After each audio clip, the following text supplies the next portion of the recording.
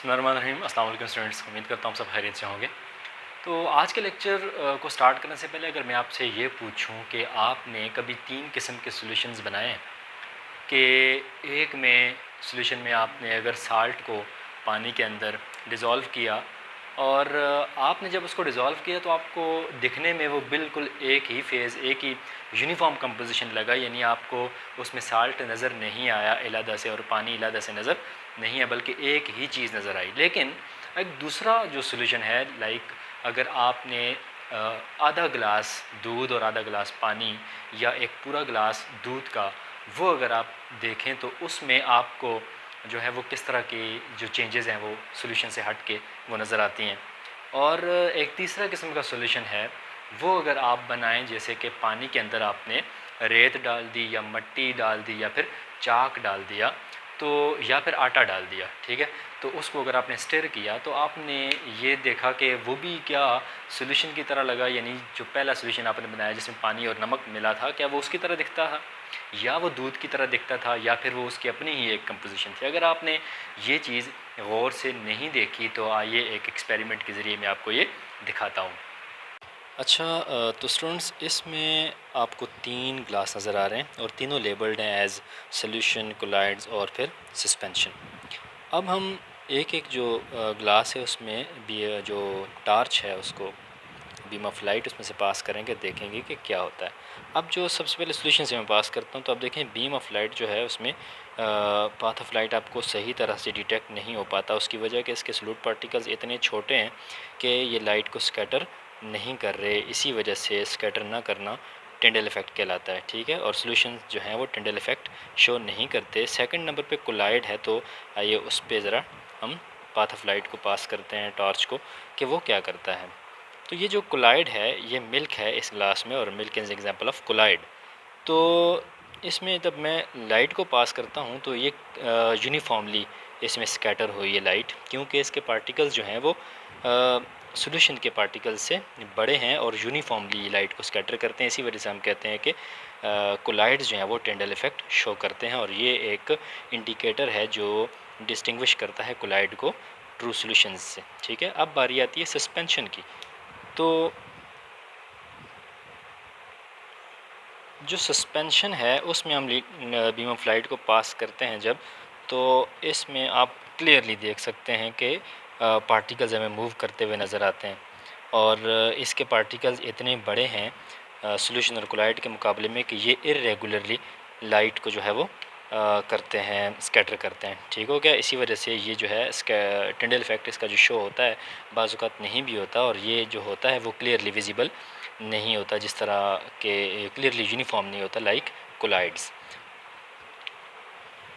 अब अगर इन तीनों को मैं एक साइड पे एक साथ रख के और आपको दिखाना चाहूँ तो ये कुछ इस तरह से नज़र आता है कि पाथ ऑफ लाइट क्लियरली इसमें से पास होती है सॉल्यूशन में से। और अगर इसको सस्पेंशन की तरफ रखा जाए तो सस्पेंशन में ये पार्टिकल्स मूव करते हुए वाज़े नज़र आते हैं, ठीक हो गया।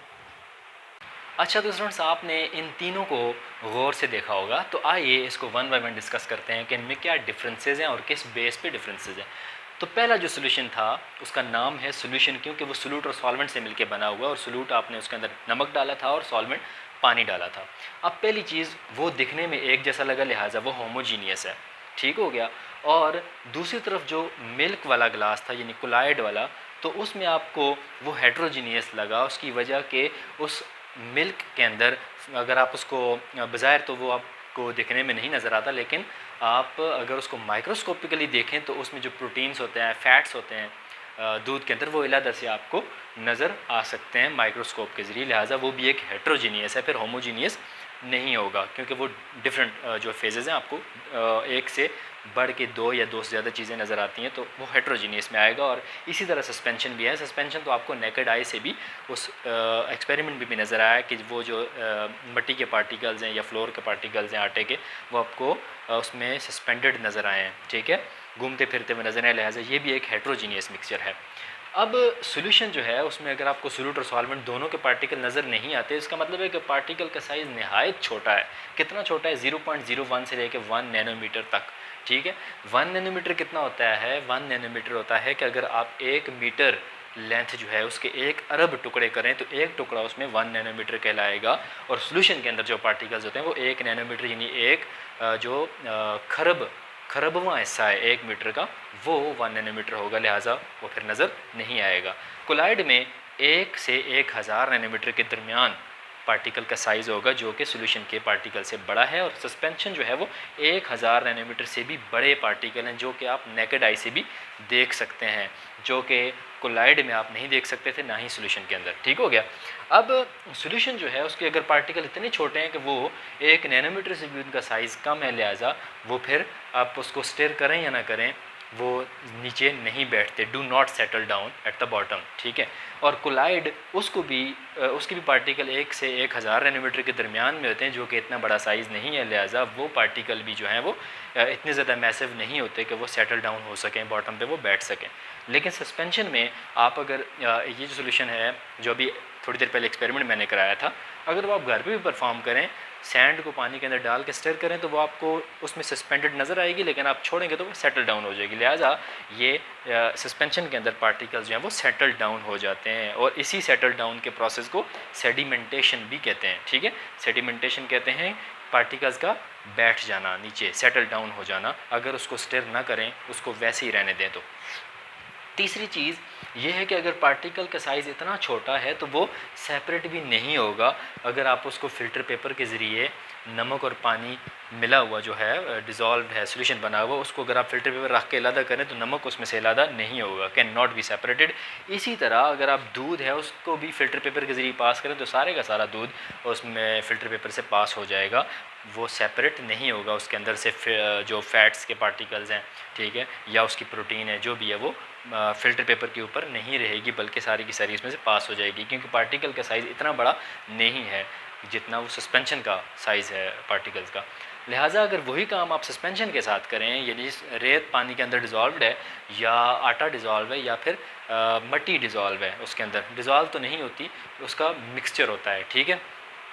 अब जो है उसको अगर आप फ़िल्टर पेपर के ज़रिए पास करने की कोशिश करें तो पानी नीचे आ जाएगा, फ़िल्टर पेपर से पास हो जाएगा, लेकिन रेत, मट्टी या फ्लोर जो भी आपने मिक्स किया हुआ उस पानी में वो फ़िल्टर पेपर के ऊपर रह जाएगा, लिहाजा it can be separated on filtration. अगली चीज़ है it do not show Tyndall effect. Tyndall effect जो है वो सोल्यूशन के केस में नहीं होता। टिंडल इफेक्ट होता क्या है? टिंडल इफेक्ट कहते हैं कि स्कैटरिंग ऑफ लाइट, इसका मतलब होता है स्कैटरिंग ऑफ लाइट, यानी लाइट का बिखर जाना। ठीक हो गया। तो टिंडल इफेक्ट में पार्टिकल जो हैं वो इंतहाई छोटे होते हैं कि वो लाइट को बिखेर नहीं सकते, जिसकी वजह से आपको पाथ ऑफ लाइट जो है वो नज़र भी नहीं आता और वो पास होकर अगली किस चीज़ में से पास हो जाता है। ठीक हो गया। इस केस में कोलाइड्स के केस में इट शोज़ टिंडल इफेक्ट। ठीक है। आपने एक्सपेरिमेंट में भी देखा कि टिंडल इफेक्ट जो है वो कोलाइड के जो यानी मिल्क के पार्टिकल्स हैं वो ऐसे हैं कि लाइट को बखेर सकते हैं, लिहाजा वो टिंडल इफेक्ट एक यूनिफॉर्म इफ़ेक्ट उसमें नज़र आता है। यूनिफॉर्मली वो लाइट बिखरती है, स्कैटर्ड होती है, लिहाजा उसको टिंडल इफेक्ट उसमें शो होता है। लेकिन सस्पेंशन में शो हो भी सकता है और शो नहीं भी हो सकता, उसकी वजह कि बाज़ औक़ात सस्पेंशन के पार्टिकल्स इतने बड़े होते हैं कि वो लाइट को ब्लॉक ही कर देते हैं। ठीक है। और बाज़ औक़ात वो जो हैं इतने बड़े भी नहीं होते, लेकिन इर्रेगुलर वो उसको स्कैटर करते हैं। इसी वजह से हम कहते हैं कि इट मे और मे नॉट स्कैटर लाइट। ठीक है। तो इसमें इरेगुलरिटी होती है, लेकिन इसमें एक रेगुलर और यूनिफॉर्म लाइट स्कैटर होती है, लिहाजा ये शो करता है। और ये एक प्रॉपर्टी टिंडल इफेक्ट की है जो सोल्यूशन को, कोलाइड्स को अलग करती है आपस में से। ठीक हो गया।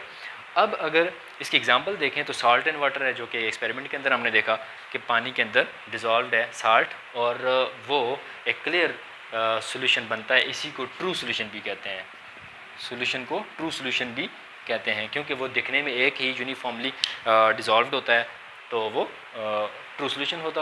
और जो कोलाइड है उसकी एग्जांपल है मिल्क है, उसकी एग्जांपल ब्लड भी है। ठीक है। क्योंकि ब्लड के अंदर भी जो है वो red blood cells, white blood cells, platelets, ठीक है, प्लाज्मा, ये सारी चीज़ें जो है वो डिज़ोल्व्ड होती हैं।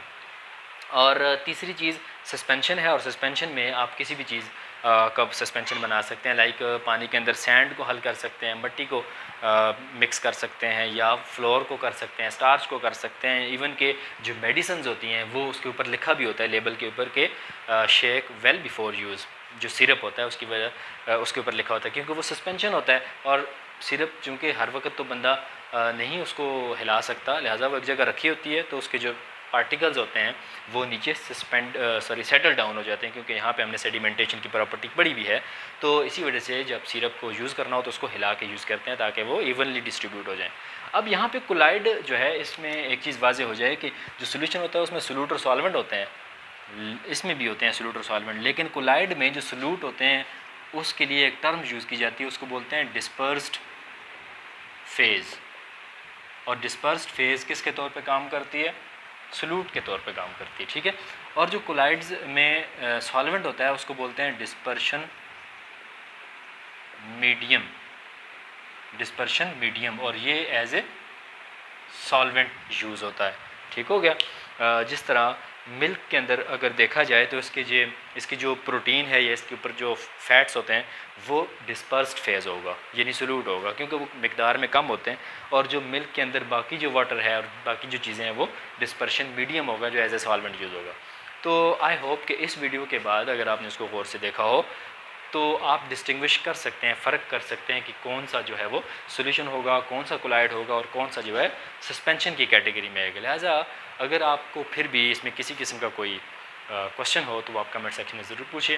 तो टिल देन मिलते हैं इंशाल्लाह नेक्स्ट वीडियो में, और उसमें हम डिस्कस करेंगे कोलाइड की जो क्लासेस होती हैं, क्लासिफिकेशन ऑफ कोलाइड करते हैं तो उस पर 5-6 क्लासेस बनती हैं, तो उसको हम देखेंगे। तो टिल देन अल्लाह हाफिज़, थैंक यू सो मच।